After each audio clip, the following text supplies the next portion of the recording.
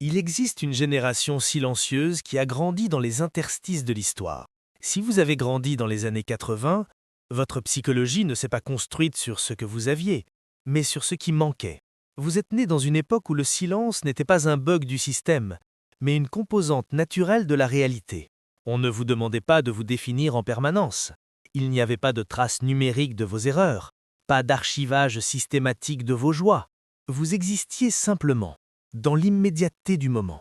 Cette absence de preuve a forgé en vous une identité qui n'a pas besoin de validation externe pour se sentir réelle. Vous avez grandi sans le spectacle permanent.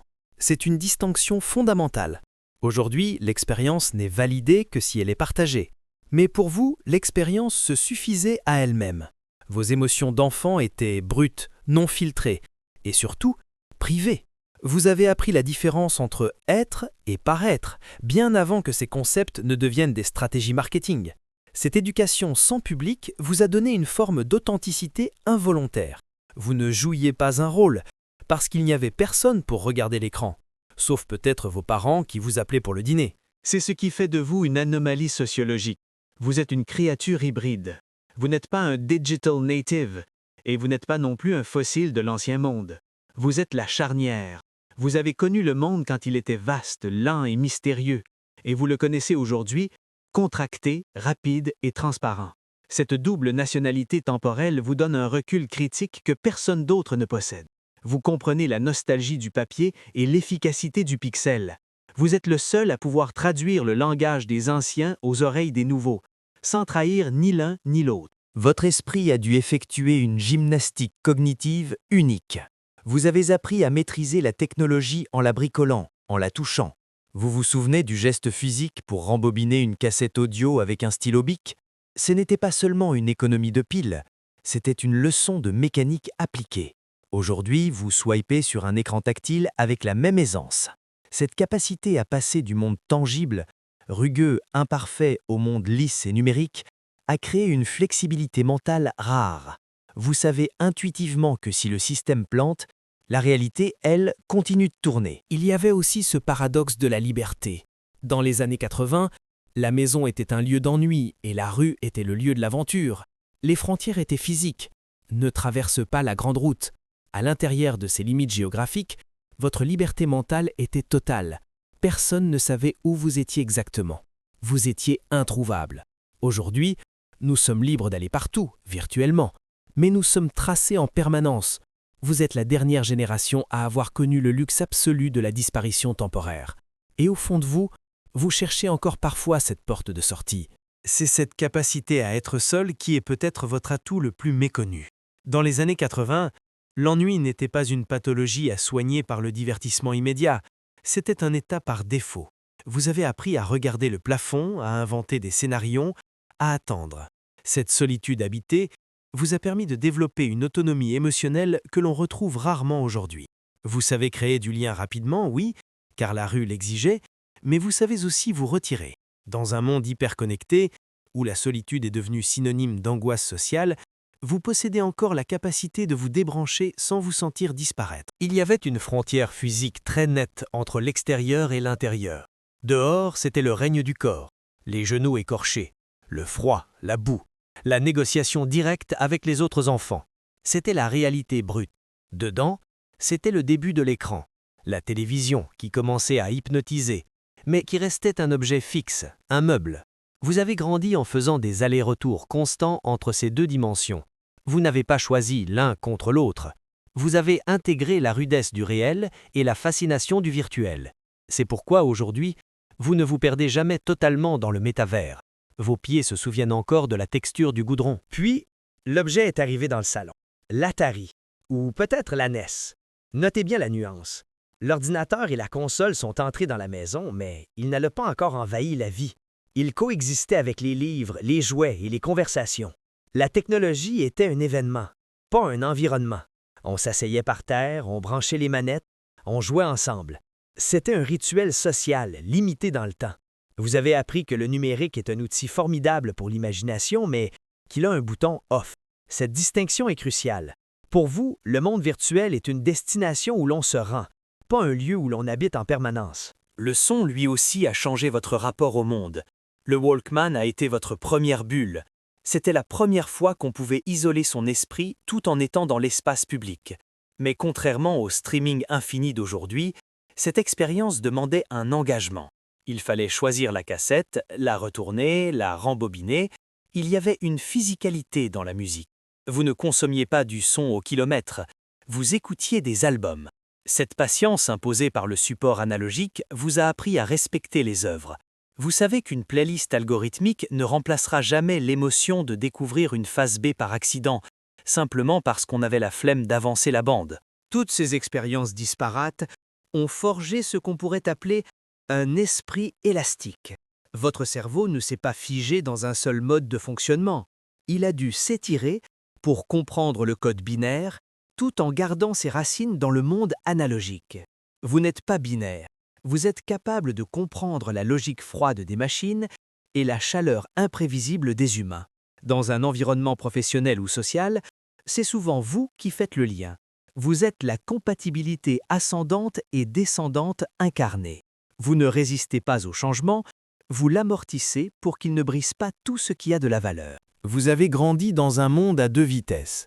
Et c'est cette friction qui a aiguisé votre vigilance. À l'extérieur, le temps était géologique. Les nouvelles arrivaient le lendemain matin, le courrier prenait des jours. Mais dans votre esprit, nourri par les clips vidéo saccadés et les premiers jeux électroniques, tout commençait à s'accélérer. Vous étiez un moteur de course dans une zone piétonne. Cette tension permanente entre la lenteur de la réalité et la rapidité de vos désirs vous a enseigné la frustration, mais aussi la persévérance. Aujourd'hui, quand le réseau ralentit, vous êtes agacé, certes, mais vous ne vous effondrez pas. Votre système d'exploitation interne sait gérer l'attente. Il y a une différence fondamentale entre l'ennui de votre enfance et celui d'aujourd'hui. À l'époque, l'ennui était une page blanche, une invitation impérative à l'action. Si vous vous ennuyiez, il fallait construire, dessiner, sortir, inventer. Vous deviez produire votre propre divertissement.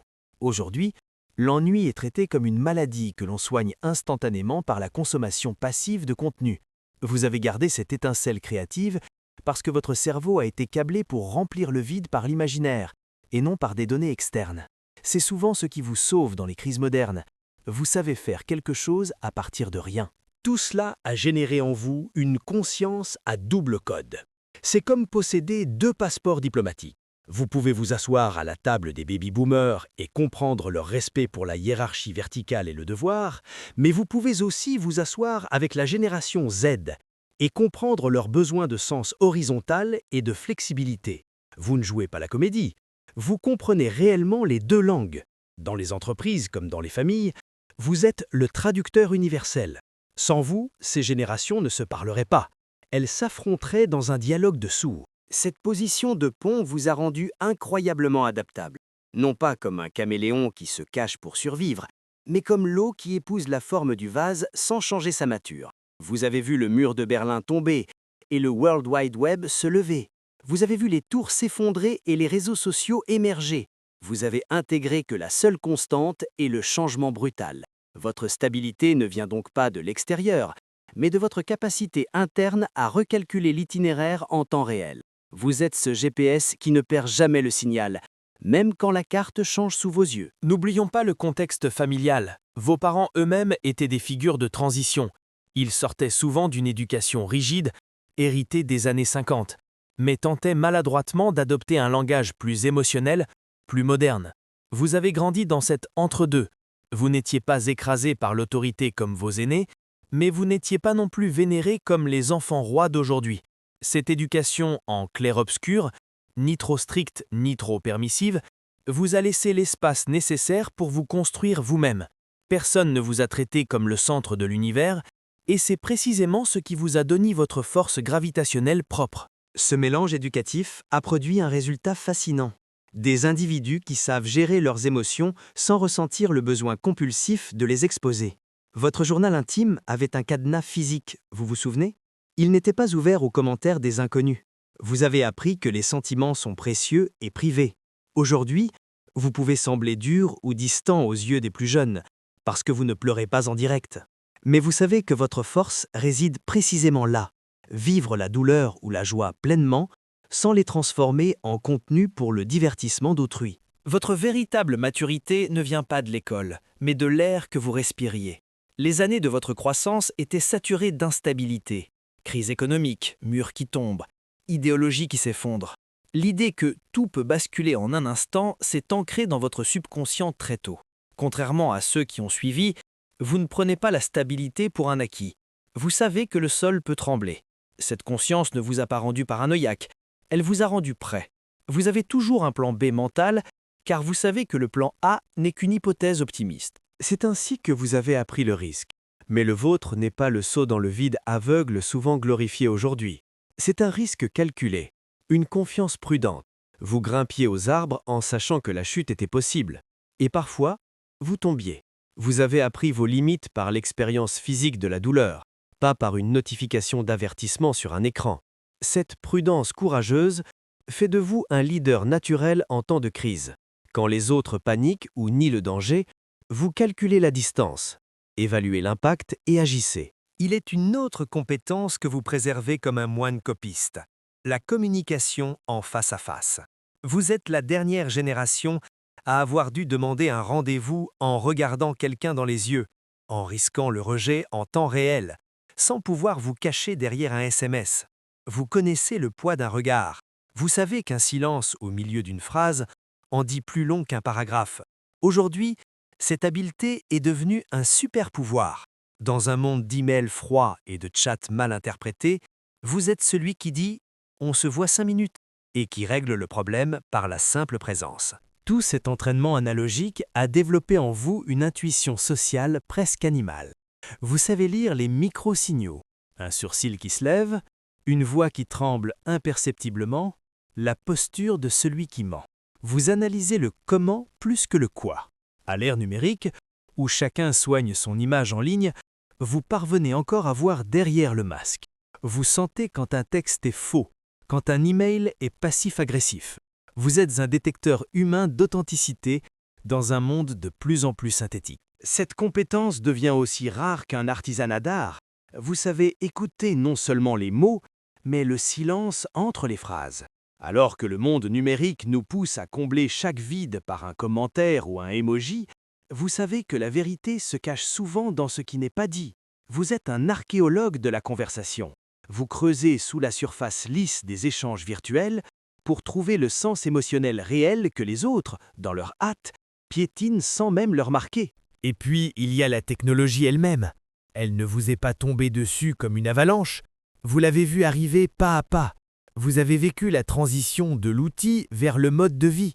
C'est pourquoi, dans la frénésie actuelle, vous n'êtes ni perdu ni aliéné. Vous savez naviguer, mais vous gardez une distance critique saine. Vous ne vénérez pas le dieu de la vitesse. Vous l'utilisez, certes, mais vous savez que la vie réelle a une résolution infiniment supérieure à n'importe quel écran 8K. Il existe une autre caractéristique secrète, le retard dans la compréhension de soi. Quand vous étiez enfant, personne ne vous demandait « Comment te sens-tu » ou « Quelle est ton angoisse ?» On demandait « As-tu fait tes devoirs ?» L'attention portée au monde intérieur est arrivée plus tard, souvent à l'âge adulte. C'est pourquoi beaucoup d'entre vous ont commencé à déchiffrer leurs propres émotions avec un léger décalage. Vous apprenez aujourd'hui à nommer des choses que vous ressentez depuis 30 ans. Ce geste simple, tout coupé, est devenu aujourd'hui le luxe ultime. Mais vous le possédez naturellement. Vous savez que la vie ne s'arrête pas quand le signal tombe. Au contraire, c'est souvent là qu'elle recommence vraiment. Préservez cette capacité. Dans un monde qui hurle pour obtenir votre attention, votre plus grand pouvoir est cette faculté de vous soustraire au bruit sans avoir peur du vide. On pourrait vous dire que votre position médiane est de l'indécision. Ne les croyez pas. Être au milieu n'est pas une faiblesse, c'est de la statique pure. C'est la capacité de tenir des tensions opposées sans se briser. Vous êtes l'équilibre qui empêche la société de glisser dans le cynisme total ou dans l'hystérie numérique. Votre position incertaine est en réalité la seule chose stable que nous ayons. Alors écoutez bien, votre résilience ne vous a pas été enseignée dans un manuel scolaire, elle a été forgée par la nécessité. Vous n'êtes pas une erreur du système ou une version obsolète. Vous êtes la clé de voûte. Vous êtes l'architecte silencieux qui tient l'édifice debout pendant que les autres se disputent pour la décoration. Respirez. Vous êtes exactement là où vous devez être.